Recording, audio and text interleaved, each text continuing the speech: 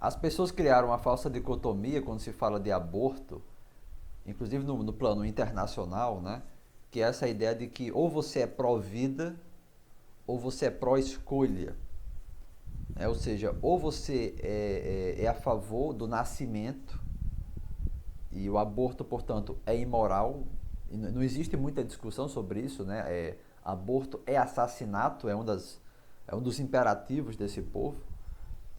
E você tem a pessoa, não, é pró-escolha. Né? Se a mulher quiser fazer aborto, ela faz, se ela não quiser, ela não faz, e é isso aí. É uma falsa dicotomia, porque esses caras que se dizem pró-vida não são pró-vida, eles são pró-natalismo. Né? É uma expressão mais adequada. E quem se diz pró-escolha, muitas vezes, é simplesmente indiferente. Não é pró-escolha, é indiferente. Ah, não estou nem aí, se fizer, se não fizer. Não é uma discussão séria sobre aborto, né? É, e, e, então eu queria abordar aqui 4 perspectivas sobre essa questão do natalismo. Né? E a primeira é exatamente essa que eu vou chamar aqui de natalismo dogmático, que é o que normalmente o tal do pró-vida que é o cara que é a favor que haja reprodução, reproduzir é bom, você faz o discurso da reprodução, e isso legitima várias coisas, né? Legitima a homofobia, sob o argumento de que gays não reproduzem, o que é uma mentira, né? Isso resvala nas pessoas trans, né? Que pessoas trans não reproduzem, que é uma mentira também, e resvala principalmente no contexto da mulher mesmo, né? É, Então essa é a primeira posição, o natalismo dogmático, né? Você é a favor de que o ser humano reproduza porque isso é bom por si só. Né? Você tem que reproduzir porque isso é uma coisa sagrada, né? A vida é uma coisa sagrada e você tem que preservar a qualquer custo essa vida que está sendo gestada, no caso. E você tem uma segunda visão, que é a minha visão, que é do natalismo contextual. As pessoas devem reproduzir?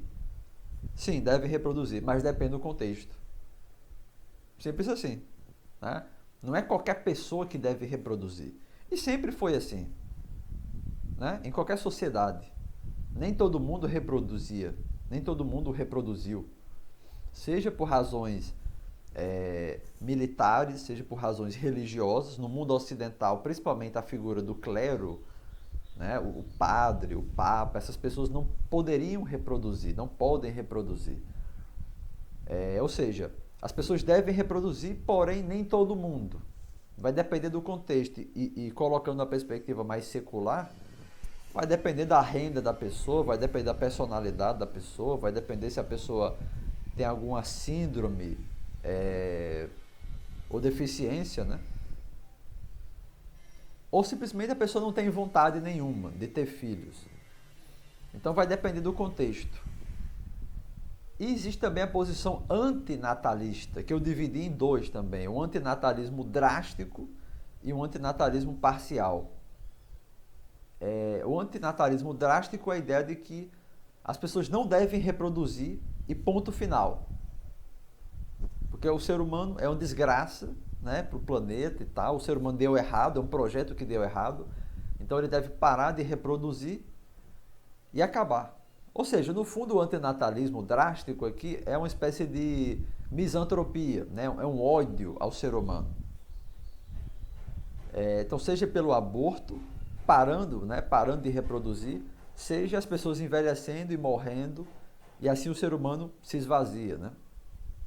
E tem o antinatalismo parcial, onde boa parte das pessoas não devem reproduzir.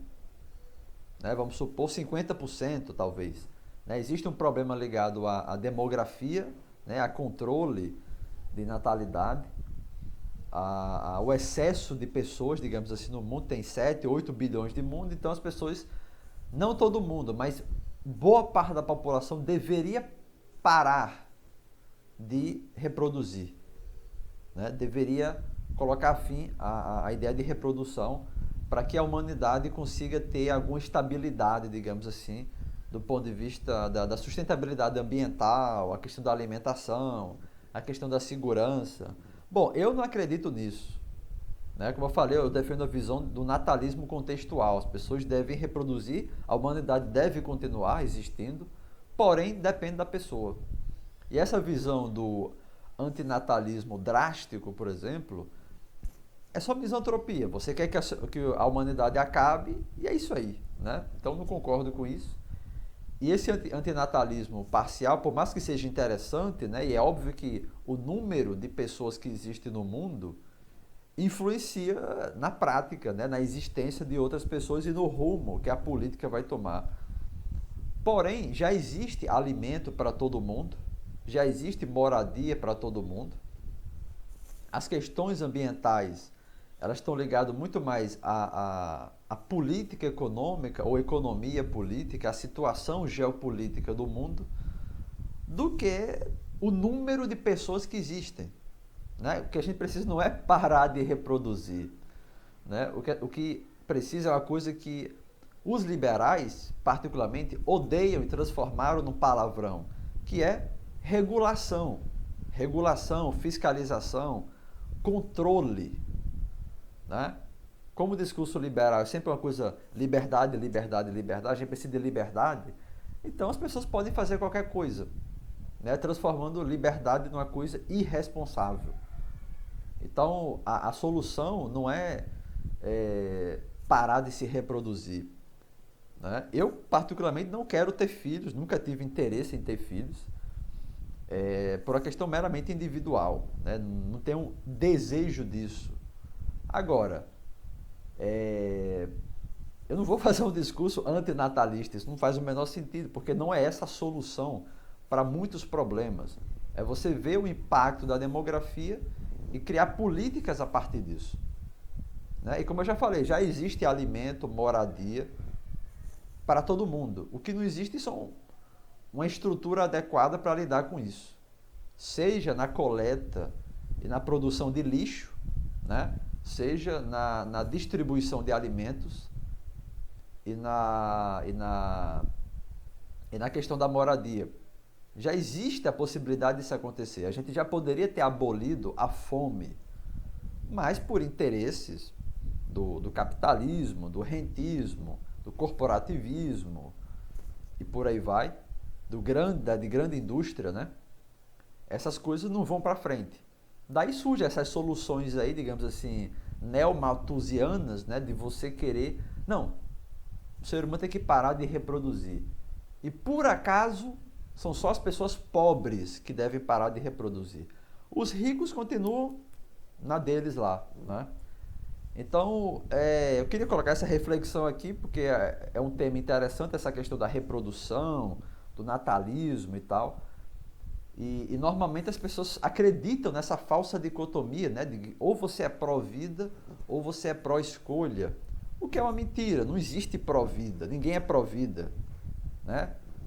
Dizer que é a favor da vida é sempre uma questão contextual. Seja de feto, seja de pessoas, seja de animais. Ninguém é pró-vida. Ninguém. Né? Parando para pensar, o antinatalista drástico é muito mais pró-vida do que o natalista dogmático. Né? Porque ele quer o fim do ser humano. E o ser humano acabando, outras espécies vão agradecer. Enfim, é uma ironia desse debate. Né? Mas é isso que eu queria colocar nesse vídeo e valeu!